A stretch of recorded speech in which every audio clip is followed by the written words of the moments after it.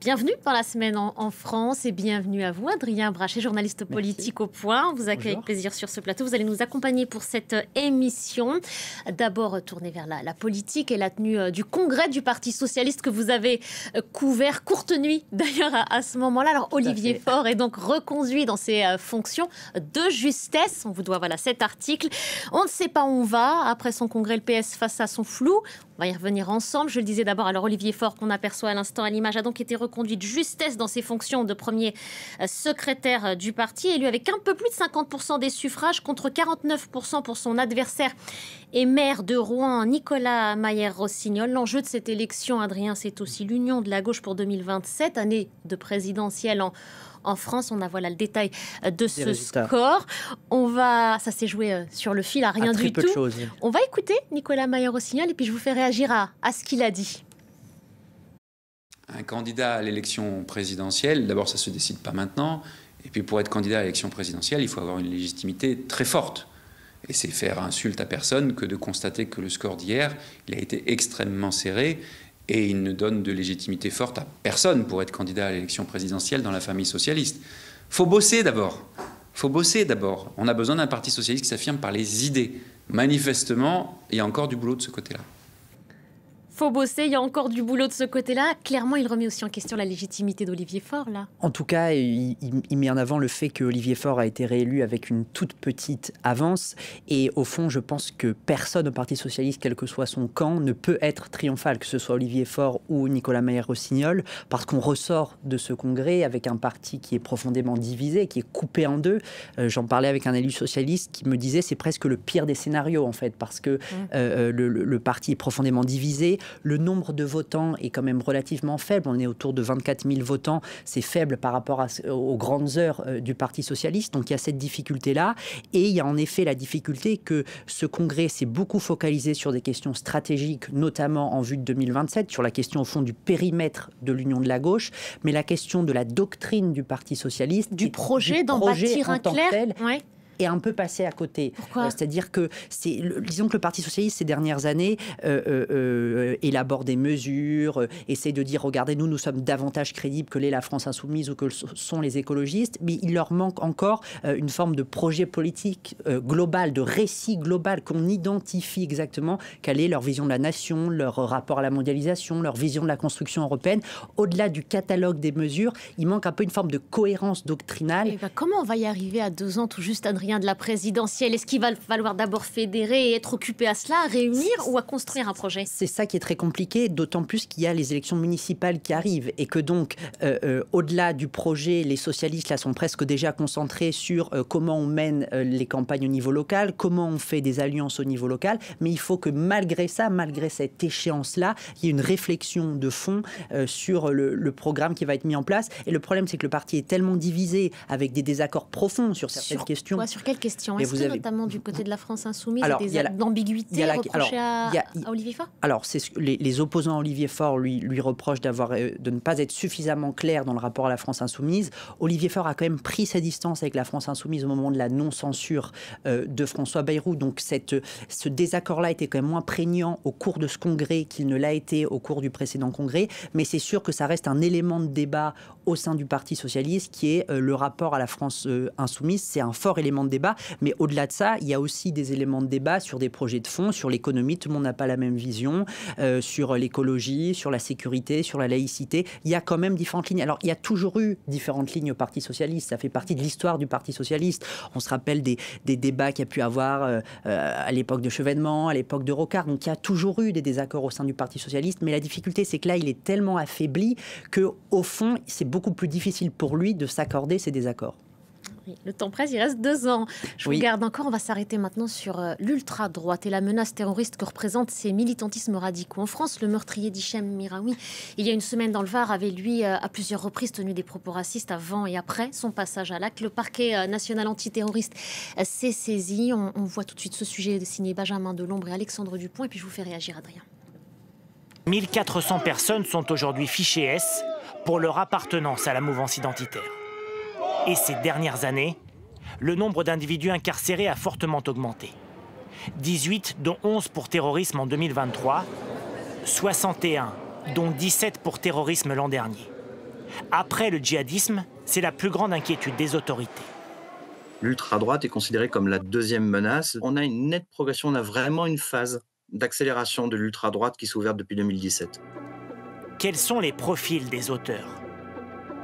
Il y a d'un côté ce que les autorités appellent les loups solitaires, souvent derrière des projets terroristes. Ce serait le profil du meurtrier présumé de Puget-sur-Argent. Et puis, il y a les individus qui agissent en bande, en pleine rue, pour commettre des violences et des dégradations. L'an dernier, nous avions rencontré ce jeune homme, une figure de la galaxie identitaire lyonnaise.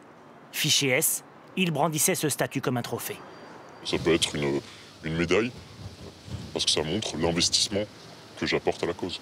Je ne me reconnais pas nécessairement dans les valeurs républicaines. Quelles sont les cibles de l'ultra-droite?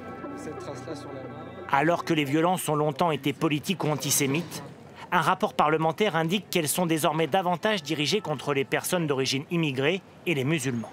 En 2024, plus de 9000 crimes et délits racistes ont été enregistrés en France, un chiffre en hausse par rapport à l'année précédente. Oui, Adrien, pour compléter le sujet de Benjamin Delombre, entre janvier et mars 2025, le ministère de l'Intérieur avait recensé 79 actes anti-musulmans en France. Au-delà des condamnations et de la compassion, est-ce que c'est pas sur le terrain politique désormais que les Français attendent une action, un sursaut même? Alors en tout cas, ce qui est sûr, c'est que tout au long de cette semaine, cet acte absolument odieux, ce meurtre odieux, au-delà des condamnations, a suscité d'importants débats politiques, puisque notamment, on parlait du Parti socialiste, Olivier Faure a accusé Bruno Retailleau par ses prises de position, je cite, de chercher à minima à laisser perdurer un racisme d'atmosphère. Il y a une autre figure du Parti socialiste qui est montée au créneau aussi, Jérôme Guedj, qui a dit qu'il fallait que Bruno Retailleau soit d'équerre sur ces sujets-là. Bruno Retailleau s'est défendu en disant que ces attaques étaient minables et que lui, c'était l'islamisme qu'il combattait et non pas les musulmans dans leur ensemble, et qu'il fallait que les deux n'avaient rien à voir et qu'il fallait distinguer les deux. Donc on voit bien que des deux côtés, entre la droite, la gauche, entre les différents camps politiques, c'est un sujet qui prend très fortement et qui suscite des clivages profonds et qui probablement vont revenir ces prochaines années. Là, ce qui est particulier aussi, ce qui fait que le sujet s'est invité au premier plan, je pense, d'un point de vue politique, c'est que c'est la première fois en fait que le parquet national antiterroriste se saisit d'une enquête pour un meurtre raciste dont l'idéologie est liée à l'ultra-droite, à l'idéologie d'ultra-droite. Donc il y a aussi cette dimension-là qui fait que ça a eu cette résonance politique extrêmement forte. Est-ce qu'il va falloir regarder de près aussi la suite et la tenue des discours de l'extrême droite? Jordan Bardella, président du parti, avait très rapidement réagi sur Twitter en condamnant ce crime raciste. Il va y avoir une introspection, un examen de conscience? Alors ça je connais pas suffisamment l'intérieur du parti. Moi, je travaille plutôt sur la gauche, donc là-dessus, je saurais moins dire. Mais ce qui est certain, c'est que ça va être des débats qui, durant les prochaines années, durant les prochains mois, les prochaines années, vont être extrêmement prégnants. Et il va y avoir toute une série d'observateurs extrêmement attentifs. Après, là, c'est pour ce qui est sur la partie politique, sur la partie davantage pénale ou sécuritaire. C'est un sujet aussi que les renseignements territoriaux, notamment, suivent de très près.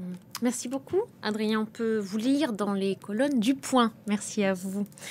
On en vient maintenant à cette inquiétude et colère chez de nombreux agents pénitentiaires. Pour les besoins d'une audition à Paris mercredi prochain, le narcotrafiquant Mohamed Amra sera extrait de sa cellule de Condé-sur-Sarthe dans l'Orne. Une opération sous haute surveillance. Près d'une trentaine d'agents d'élite l'escorteront, mais le souvenir de son évasion en mai 2024 et le meurtre de 2 agents restent dans les mémoires. Nathalie Pérez. On a pu faire une visio, mais je pense que pour une première rencontre, effectivement, il est mieux de le voir face à face. Et ben, à Condé-sur-Sarthe, il y a des bureaux qui peuvent accueillir le magistrat. Il aurait pu faire ce qu'il va faire dans son bureau confortablement à Paris. Il aurait pu le faire à Condé-sur-Sarthe. Emmanuel Baudin au micro de Nathalie Pérez. On en vient maintenant à ce symbole fort à l'Assemblée nationale. Près de 90 ans après sa disparition, Alfred Dreyfus a été élevé au rang de général de brigade à titre posthume. Une nouvelle étape dans la réparation et la réhabilitation de cet officier, injustement condamné pour trahison en 1894 dans un contexte d'antisémitisme particulièrement violent en France.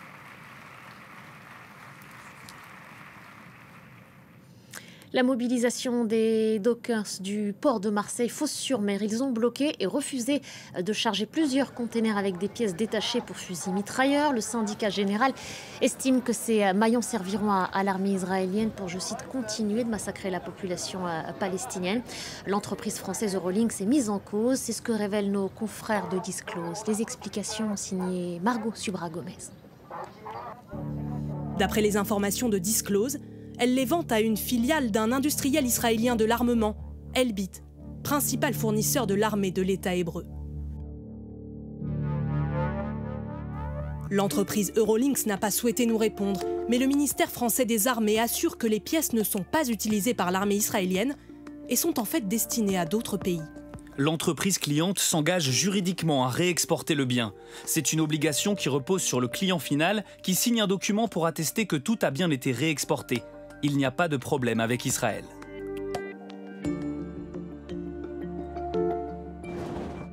Cette autre entreprise française, Aubert et Duval, a vu elle aussi sa marchandise bloquée par les dockers marseillais. Par téléphone, le fabricant d'acier nous confirme que ces tubes pour canons étaient bien commandés par l'israélien Elbit. Ce tube, il est catégorisé comme matériel de guerre, donc on a besoin d'une licence de l'État français pour l'exporter, donc pour le vendre à une entreprise qui est située hors de France, sous réserve d'avoir un engagement écrit de notre client, qui est Elbit, que ces produits ne soient pas utilisés par les forces armées israéliennes. Cet engagement peut paraître faible, mais après, actuellement, c'est quand même le garde-fou qui fait que si jamais Elbit utilisait effectivement ces tubes pour les forces armées israéliennes, il ne pourra plus jamais acheter des choses à la France. Après Fos-sur-Mer, les dockers du port de Gênes ont à leur tour annoncé qu'ils pourraient bloquer l'arrivée du bateau, qui doit faire escale en Italie dans les prochaines heures. Elle restera l'espoir du tennis français. Loïs Boisson et sa prouesse à Roland-Garros, 361e avant le tournoi, 361e au rang mondial. La jeune joueuse a été demi-finaliste à la surprise générale. Je ne vais retenir que du positif. Voilà ces mots après sa défaite face à l'américaine Coco Gauff, dont elle a salué d'ailleurs la performance. Fair play, Loïs Boisson. Et on se quitte là-dessus, c'est la fin de ce magazine. Merci à vous de l'avoir suivi.